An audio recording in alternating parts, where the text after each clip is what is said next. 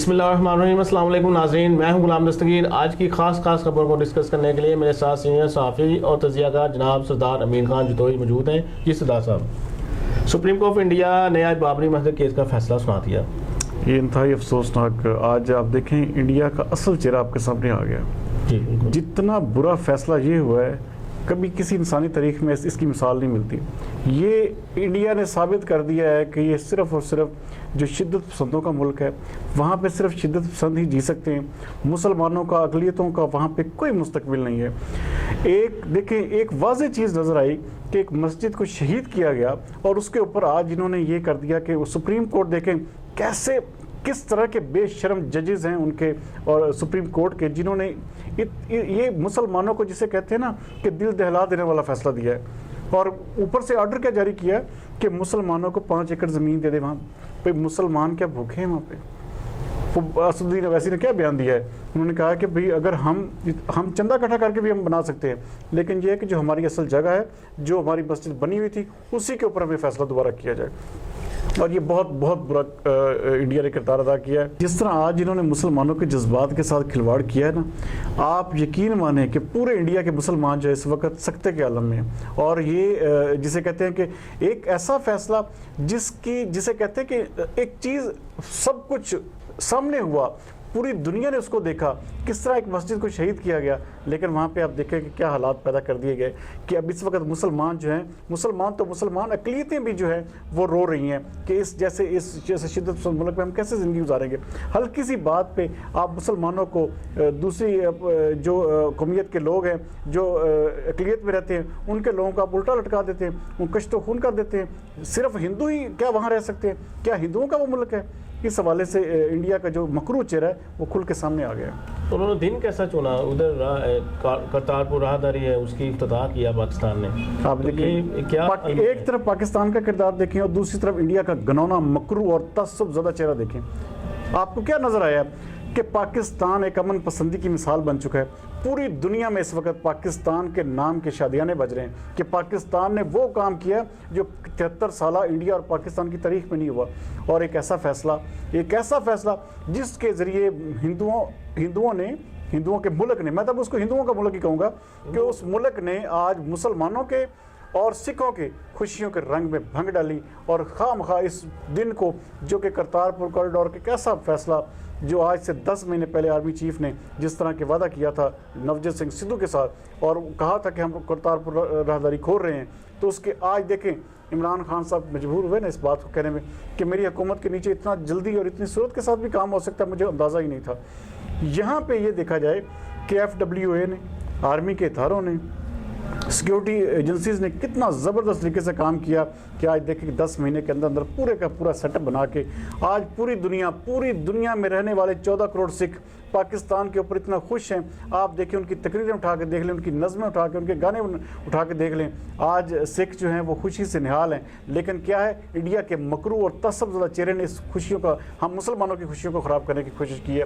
और इसकी सख्त अल्फाज में जितनी भी मजम्मत हो, पूरी दुनिया की आलमी बरादरी को इसमें सख्त मजम्मत करनी चाहिए। पाकिस्तान की तारीख और सिख ज़ाती तारीख में बड़ा अहम फैसला है आज का, बहुत अच्छा दिन है उनके लिए। जी देखें, ये तो दिन वो कह रहे हैं कि हम पता नहीं कब से 4 नस्लें हमारी इस ख्वाहिश में मर गई कि किसी तरह से हमें अपने जन्मभूमि या जो हमारे गुरु नानक की है, जहाँ पे वो 18 साल तबलीग करते रहे, तो उस जगह की ज़ियारत का मौका मिले, तो पाकिस्तान ने उनको 1 साल के लिए वीज़ा फ्री कर दी। ये बहुत बड़ा फैसला है जिसकी नज़ीर माजी करीब में या माजी बईद में नहीं मिलती। आज वहाँ पे बड़े इंतजाम थे, लंगर खाने थे, मेहमान खाने थे, तो इस बहुत बड़ी पर्सनैलिटीज़ देखे ना। मनमोहन सिंह आए हुए थे वहाँ पे फिल्म स्टार्स आए हुए थे, कुछ और बहुत सारे डेलीगेट्स आए हुए थे, बहुत सारे सफारतकार वहाँ पे आए हुए थे।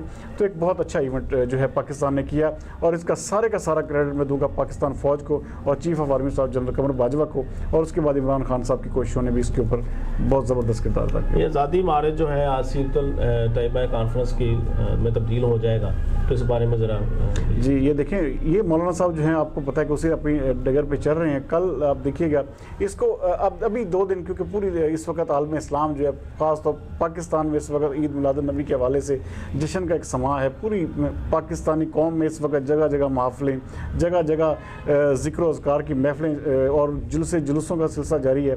तो इसलिए जो है कल शाम तक जो है ये सियासत जो है ना, ये एक किस्म का आउट ऑफ दी एज रहेगी। लेकिन ये है कि परसों के बाद जो है ये आज़ादी माह जो एक नई शक्ल इख्तियार सरकार की आमद पर वो भी इसको मनाएंगे। जी बिल्कुल, इसको मनाएंगे। तो शेख रशीद कह रहे हैं कि आसिफ जरदारी के मुकदमात भी ख़त्म हो जाएंगे। देखें, पता क्या है, मैंने आपको जैसे कहा था कि आप एक चीज़ें नहीं चला सकते। आप मियां नवाज शरीफ को रिलीफ दे दें और आसिफ जरदारी को पकड़े रखें, उनको रिलीफ ना दें, ये मुमकिन ही नहीं है। तो ये जाहिर बात है हफ्ते 2 हफ्ते में इसका जो है जरदारी साहब के लिए सहूलियात का अमल जो है वो भी शुरू हो रहा है। पिछले 2-3 सालों से अवाम के साथ फिर ये खिलवाड़ हो रहा है। देखें, पता क्या बात है, ये मैंने बताया था आपको कि ये ऐसे फैसले हैं जिसे कहते हैं कि तारीख जो है ना वो याद करती है। और अच्छे या बुरे अल्फाज ये तो बात की बात है, लेकिन ये है कि अगर इन चीज़ों के करने से, इन 2 शख्सियात को छोड़ने से अगर पाकिस्तान की आवाम के हालात ठीक हो जाए तो मेरे ख्याल में ये घाटे मनी लॉन्ड्रिंग, करप्शन, वो सारे पैसे कहाँ से आएंगे? देखिए ये चीज़ें तो सारी वो जिसे कहते हैं वही ना, वो आपको ये सारे का सारा अभी जिसे कहते हैं कि वाज़ेह तौर पर नज़र आ रहा है कि ये झूठ का पलंदा था। लेकिन मैं आपको जैसे बता रहा हूँ कि मुल्क के हालात, अगर इस पर आवाम जो है उसके ऊपर कोई रिलीफ आता है, आवाम को भी इसका फ़ायदा मिलता है, तो ये मेरे ख्याल में घाटे का सौदा नहीं है। पंजाब गवर्नमेंट का बड़ा फैसला किसानों के लिए उन्होंने जी बिल्कुल, किसानों को देखें, अब ये पंजाब हुकूमत ने सबसे बेहतर काम किया है कि किसानों को मौका दे दिया कि वो अपनी अजनास को लेके सीधे आएँ। वो आड़तियों का, कमीशन एजेंटों का रोल ख़त्म हो जाएगा। इससे ये होगा कि मुल्क में जो किसान हैं, किसान कम अज़ कम पंजाब लेवल पे भी ये फैसला हुआ है और इसके ख़ास तौर पे खराज तहसीन के मुस्तहिक़ हैं सरदार उस्मान बुज़दार, जिन्होंने बड़ा ज़बरदस्त फैसला किया है कि किसान जो है आप अपने फल, सब्जियां सब कुछ अपने रेट्स पे बेचेंगे। उनको जो कमीशन देना पड़ता था, आड़त पे जाके पैसे देने पड़ते थे, उसका सिलसिला जो है ना वो एक किस्म का भत्ते का सिलसिला ख़त्म हुआ। और जो इससे क्या होगा, इससे महंगाई भी कंट्रोल होगी। जब सब्जियों की कीमतें कंट्रोल में होगी तो इससे गरीब आदमी का भी भला होगा। तो ये एक बेहतर कदम है, एक अच्छे, क्योंकि हमारा मुल्क ज़रूरी है, इस हवाले से ये कदम पहले उठा लेना चाहिए था, पहली हुकूमतों को। लेकिन ये है कि देर आया दुरुस्त आया, सरदार उस्मान बुज़दार का ये फैसला बहुत ज़बरदस्त है। इस फैसले पर इम्प्लीमेंट होगा जी।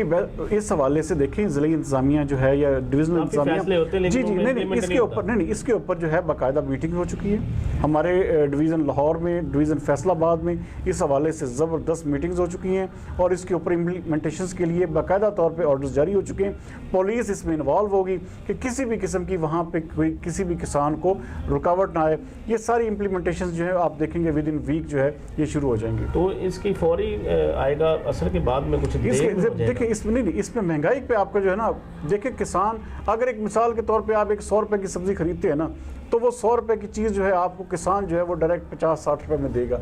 तो इससे महंगाई को लाजमी तौर पे जो है ना वो कंट्रोल मिलेगा।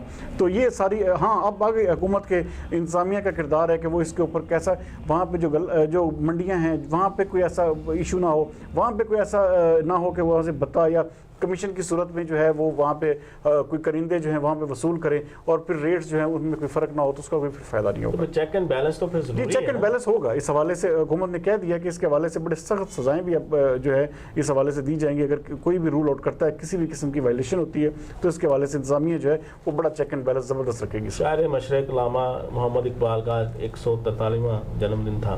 जी ये देखें, हमारा बस एक चीज़ की है, मैं सच बताऊँ तो हमें ये जो है ये जो कॉरिडोर का दिन था, ये हमें एक आध दिन ऊपर नीचे कर लेना चाहिए था, क्योंकि आज का दिन हमारे जिसे कहते हैं मुफक्र पाकिस्तान का एक कौमी दिन था, तो उसको हमें उसी सूरत में ही मनाना चाहिए था। तो इसमें देखें यहाँ पे फिर सियासत आ जाती है, यहाँ पे फिर लोग जो है क्रिटिसाइज़ करना शुरू कर देते हैं। तो लेकिन ये है कि इसको, क्योंकि ये पहली हमारी प्राइम चीज़ थी कि जिसको मनाना चाहिए था, आप इसको 8 कर सकते थे, इसको 10 कर सकते थे।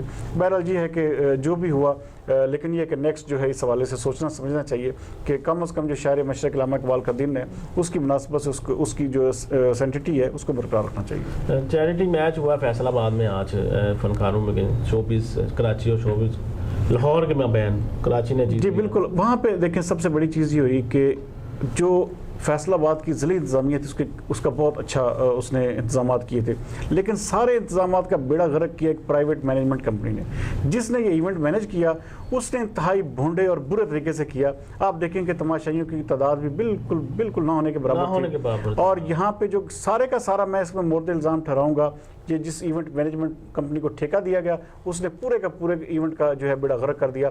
हालांकि ज़िले इंतज़ामिया ने वहाँ पे केयर टेकर जो नवीद नज़ीर हैं उन्होंने इसके इंतजामात को करने में कोई कसर उठा नहीं रखी थी, लेकिन क्या है बड़े बिजी थे जी, उन्होंने बहुत ज़बरदस्त काम किया, लेकिन क्या था इसके ऊपर जो घनौना किरदार अदा किया वो एक इवेंट मैनेजमेंट कंपनी ने किया, जिसकी वजह से ये फैसलाबाद के शहरी जो है एक अच्छा मैच और एक अच्छा रश जो है वो देखने को नहीं मिला। तो इस हवाले से आप इंतजामिया को क्या पैगाम देंगे? बिल्कुल नेक्स्ट जो है इस हवाले से देखें कि जो जिस इवेंट मैनेजमेंट कंपनी की शोहरत अच्छी ना हो या जो इसकी कैपेबिलिटी ना हो उसको जो है कम अज़ कम इस हवाले से जो है किरदार मत दें और खुद ज़िले इंतजामिया खुद करवाए। जो कहना पीसीबी जिस तरह करता है इसको उस लेवल पे करना चाहिए था। बहरहाल ये एक फेलियर है जो है, नेक्स्ट इंशाल्लाह ताला इसको दूर किया जा सकता है। अवाम के ना आने की वजह क्या थी कि अवाम के उसकी बाकायदा मार्केटिंग नहीं हुई, उसको बाकायदा जो है वो सर्कुलेट नहीं किया गया, बाकायदा उसकी जो है इश्तिहारबाजी नहीं हुई थी। तो इस हवाले से जारी बात है कि वो इवेंट मैनेजमेंट कंपनी उसको पूरे तरीके से फुलफिल करने में नाकाम रही। जी नाज़रीन, ये थी आज की खास खबरें जो हमने डिस्कस की। बहुत ख्याल रखिएगा अपना और अपने इर्द गिर्द के लोगों का। कल तक के लिए इजाज़त। पाकिस्तान जिंदाबाद।